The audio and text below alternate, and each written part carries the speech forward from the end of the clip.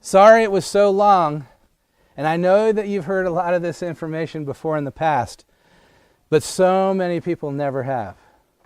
And I had to try and lay this thing out. I didn't want it to take that long, but to lay this out, the reasonings. Yes, sir. Okay, so the whole context of Daniel chapter 11 is found in Daniel chapter 8. So in Daniel chapter 8, and I'm trying to, do the best I can here. In Daniel chapter 8, okay, if you want to go there,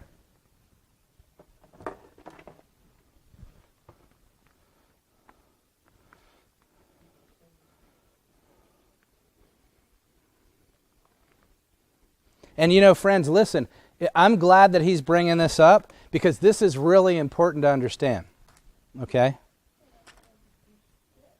In Daniel chapter 8, we see that there's this beast, and it's in verse 4, okay? It says, "And I saw a ram pushing westward and northward and southward," okay? So what I'm going to do here is I'm going to put this little emblem up here, and this is north, this is south, east, and west. Okay?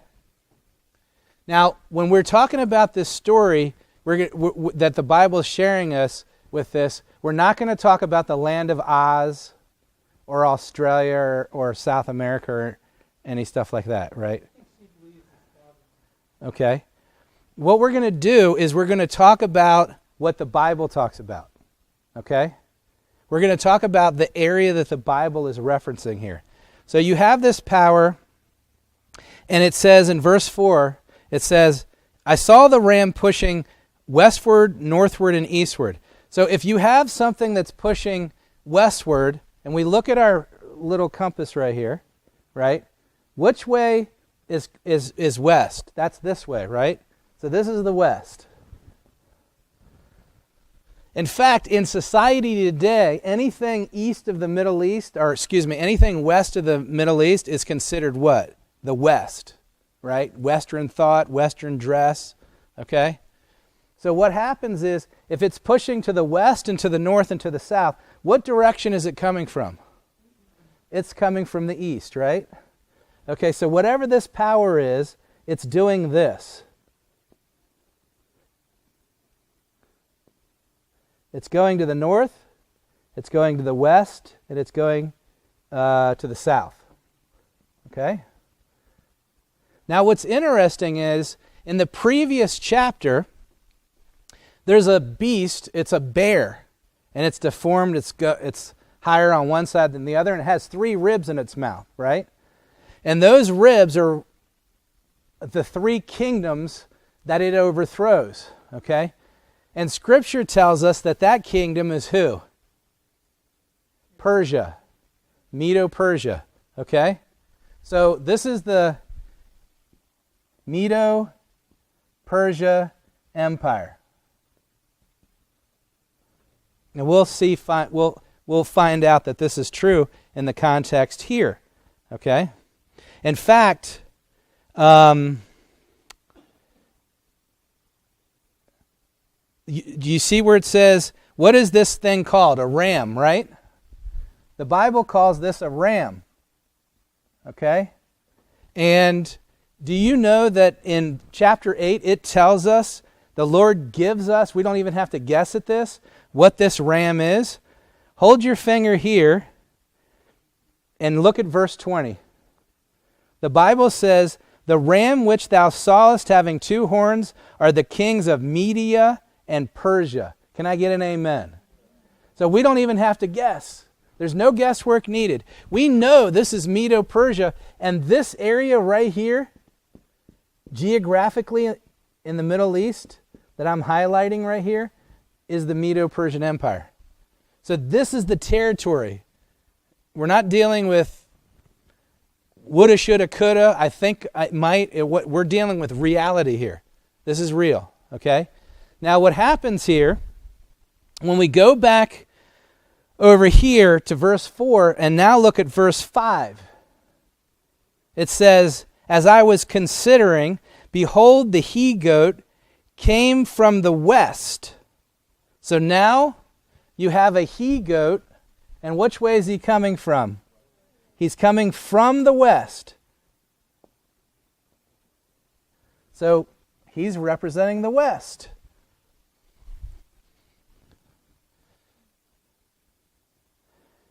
On the face of the whole earth. So he's going everywhere. And touch not the ground, and the goat had a notable horn between his eyes. And we found out that a horn represented what? A king. So this kingdom, represented by this beast, has a notable king. And you know what notable means? Extremely famous. Famous king. A notable king. And what happens in verse 6? And he came to the ram that had 2 horns, which I had seen standing before the river, and ran unto him in fury and power, and his power.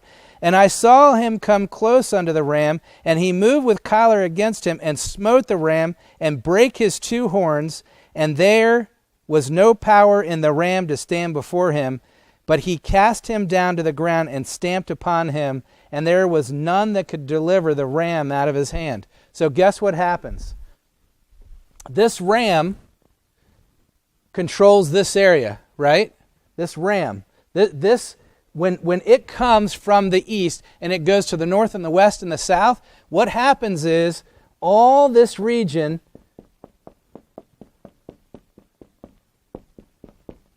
becomes part of the Medo-Persian Empire. And what happens is when this dude right here, this king, when he comes from the west, he does away with this empire. And you know what he does? He takes it all over. This is all his now. So what you have is this whole region right here is all his. Every compass point. North, east, west, and south. It's all his. Huh? Well, no, hold on a second. This is a geographic region. And this notable king, you want to know who he is? Let's see who he is. Verse 21, we're jumping ahead. Who's the he-goat? Verse 21, the rough goat is the king of Grecia, and the great horn that is between his eyes is the first king.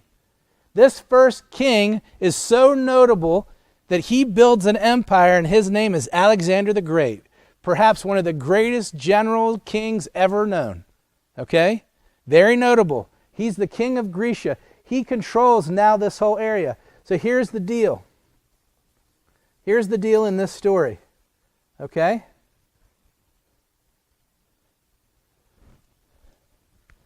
There's a sea here. This is the east. This is the south. This is the north. And this is the west.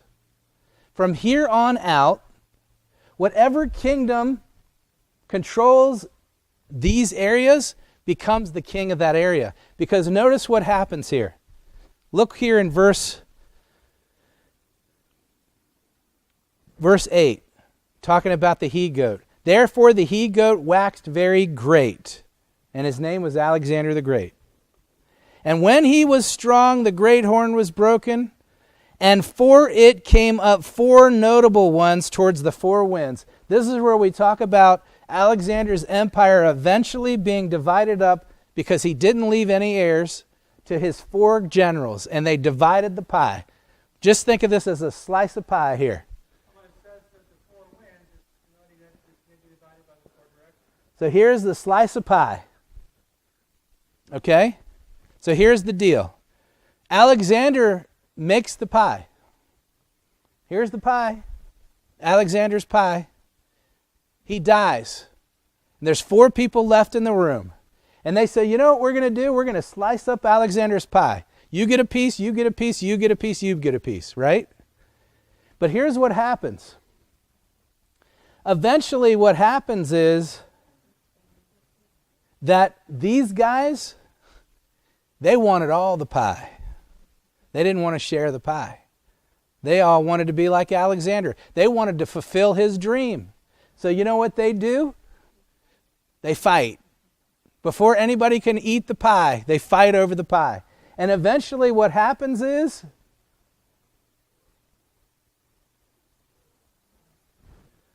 they divide the pie into two pieces, the south and the north.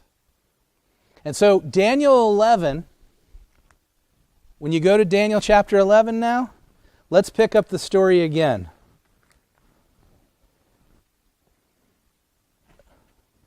Daniel chapter 11, we talked about the goat being Alexander, the Grecian Empire, the horn being Alexander.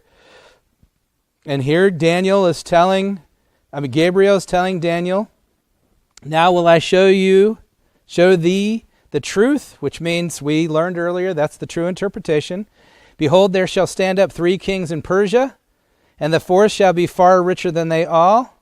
And by his strength and through his riches he shall stir up all against the realm of Grecia. This is where Alexander comes in.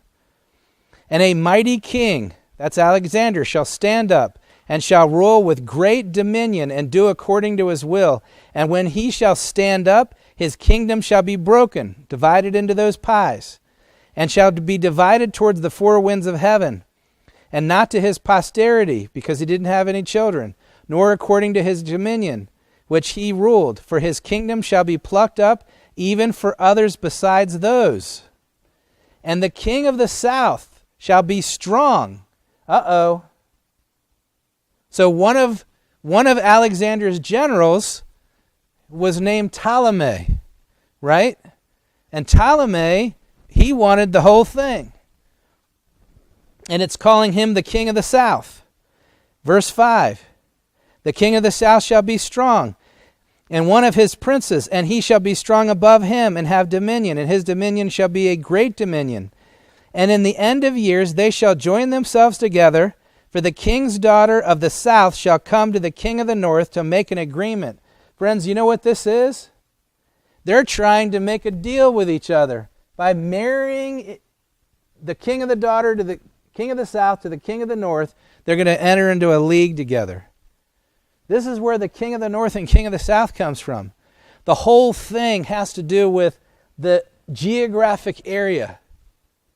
You understand what I'm saying? In other words, what identifies the king of the north and the king of the south is the geography. It's self-evident.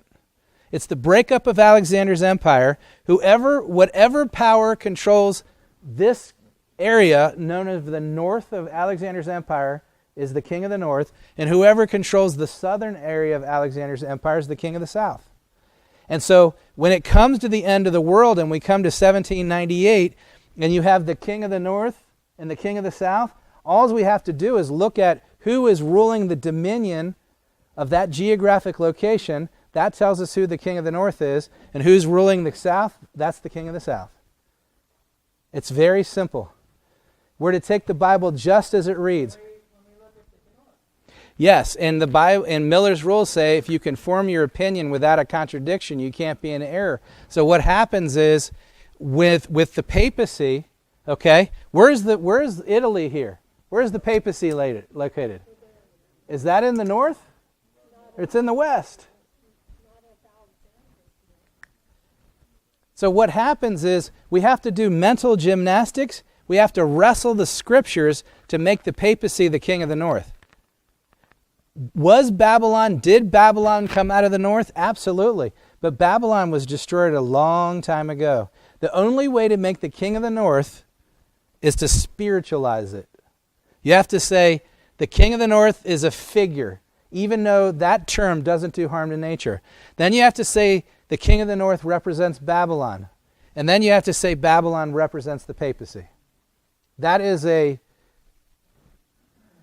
violation of the rules. And it does harm to the text in that it is not in the north. It's hard for people because they've all been taught. I know. I once held the position that the papacy was the king of the north. I was once brandishing the hellish torch of Satan, the torch of false prophecy. Yes. If they can use Miller's rules, I welcome anybody. If they can come up to this board and show that the papacy is the king of the north using Miller's rules, I'd love to see it. I understand. I mean, look, if you would have talked to me about this 5 or 6 years ago, I would have told you just the opposite of what I'm telling you right now. Not that I was one of the finest people you knew back then, but I was still wrong. You can be so nice and still be wrong. It's not, yes. Well, I'll give you the quote. Haskell says, and I'm paraphrasing a little bit, while the world watches Turkey, let us be watching the movements of our high priest in the heavenly sanctuary. In other words, what happens is, let's go back to the Bible. This is very simple. Very simple, because Mrs. White tells us that Smith's book is the truth for this time. That's a pretty powerful statement, okay? And I know your friend is a very lovely person, I'm sure, but we have to make a determination. Are we going to go to the law and to the testimony, or are we going to go by nice people? The law and the testimonies state that the Eastern question is truth, and that the book Daniel and the Revelation is the truth for this time. Now, he says in his book, in verse 45, is the only thing yet to be fulfilled. And I was able to show in this text right here, in verse 40, let's look there together. At the time of the end, there's a war. That time of the end is 1798. And the victor in this war is the king of the north. So from verse 40 all the way to verse 45,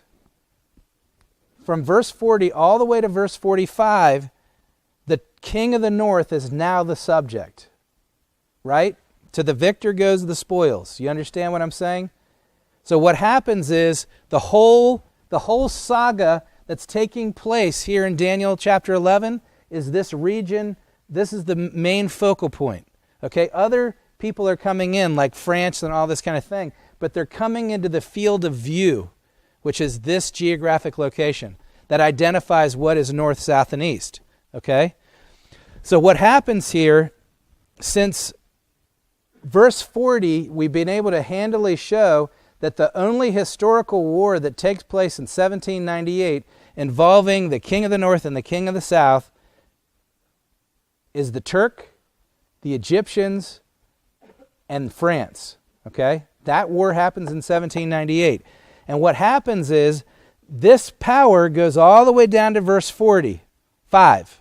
And when you go to verse 45, it says here, because remember, this whole chapter, I'll get to you in a minute, this whole chapter is literally to be understood. This is what the angel says. I'm here to give you the truth. I'm here to give you the literal interpretation. And here's what it says in verse 45. The only thing that is yet to be fulfilled, it says, and he, who's he? The king of the north. And who's the king of the north? Anybody that occupies the northern territory of Alexander's empire shall plant the tabernacles of his palace between the seas and the glorious holy mountain. And what are these seas right here? Well, this is a sea right here, the Mediterranean. Here is Jerusalem, the glorious holy mountain of God.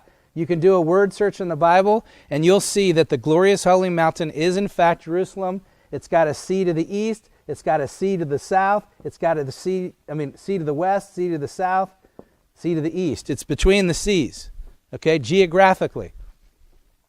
The king of the north is going to go, yes. Oh, I'm sorry. There's a sea on the western side of Jerusalem, there's a sea on the southern side, and there's a sea on the eastern side. And Jerusalem is in the middle. It's between the seas, literally. We're to understand this literally. So the king of the north is going to go to Jerusalem, and he's going to set himself up there, and yet he shall come to his end, and no one's going to help him.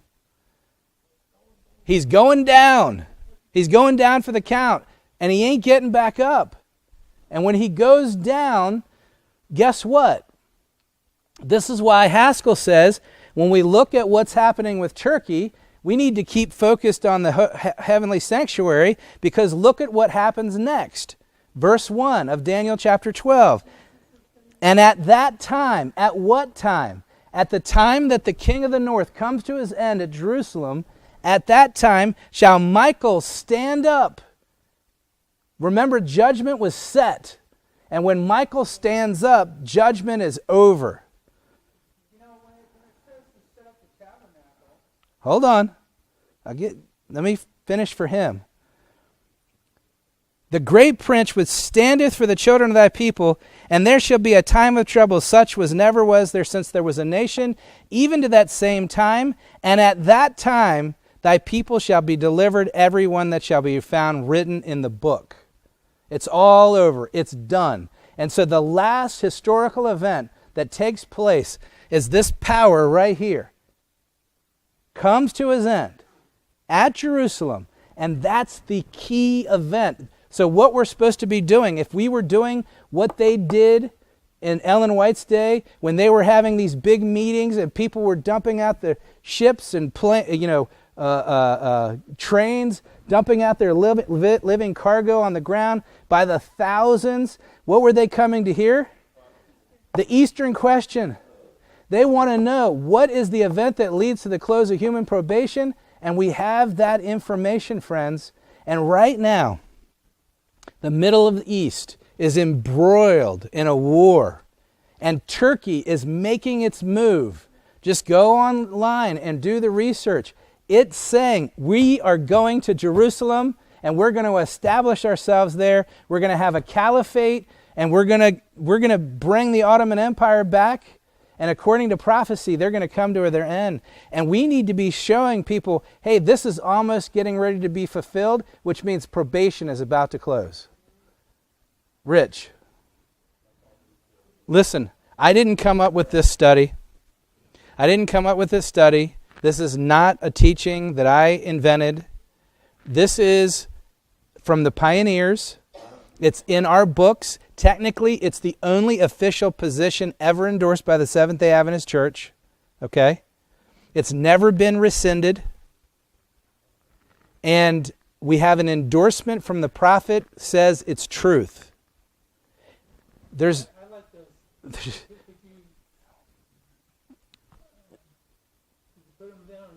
Yeah, I can. Absolutely. And so it's I don't have I don't have anything to prove by this. The only thing I'm trying to share is that the very last deception of Satan is to make of none effect the writings of Mrs. White. And when Mrs. White says, this is truth, this is the book that you need to read, and these people are saying, that isn't truth, and we shouldn't read that book, now we're at variance with the prophet, and we can know that the very last deception of Satan is being put on us.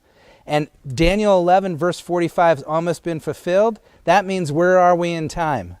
At the very end.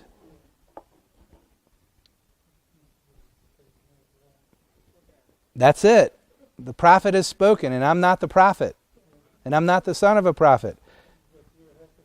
That's it. What can we do? Okay. Thank you to everybody. Now, I have one request of you. See that little doorway over there? That's where the chairs go. If everybody can pick up their chair.